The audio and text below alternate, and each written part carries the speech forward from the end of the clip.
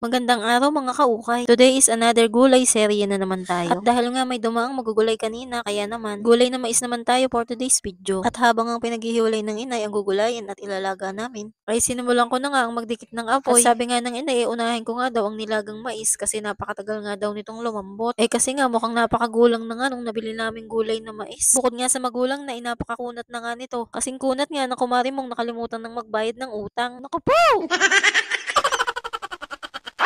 Hoy, charing lang. Hoy, joke lang yun. Baka seryosohin mo naman.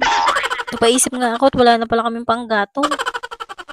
At maya-maya nga ay nagpresenta na itong aking pamangkin na siya na daw magsisibak ng panggatong. Ay, salamat. Wow! Pagpasensyahan nyo na nga kung wala siyang saplot sa katawan. Kala siguro ganun kaganda yung kanyang katawan. Hinahanap ko nga kung saan parte yung abs dyan. Kaso lang ay puro bilbil yata yung aking nakikita. What?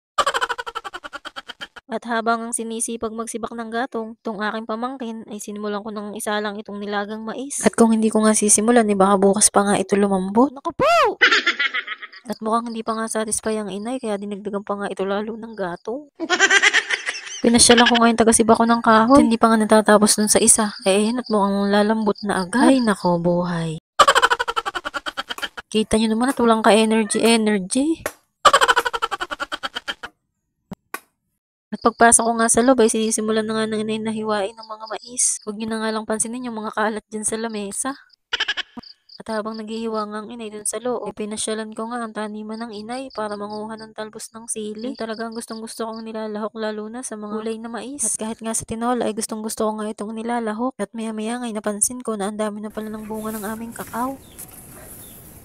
Bunga na oh. Diba, ang dami ng bunga.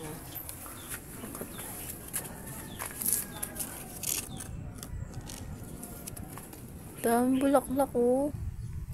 Pagkatapos ko nga magmarite, sinabihan nga ako ng inay na maghiwa na daw ako ng sibuyas at bawang. At siya na nga daw magluluto ng gulay na mais. Uy, salamat.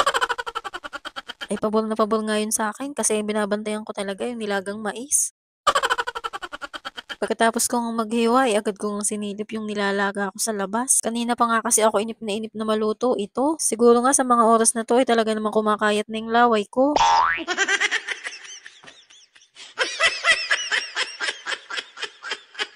Bakit, Chiki?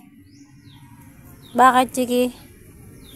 Antay na naman kayo patukan, oh. Di ba kayo pinatutuka? O saan patuka nyo? Ito na nga. Tutukay na nga. Oh.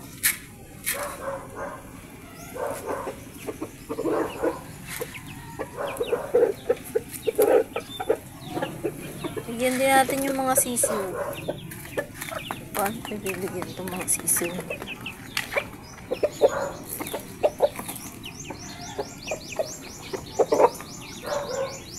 Happy kayo.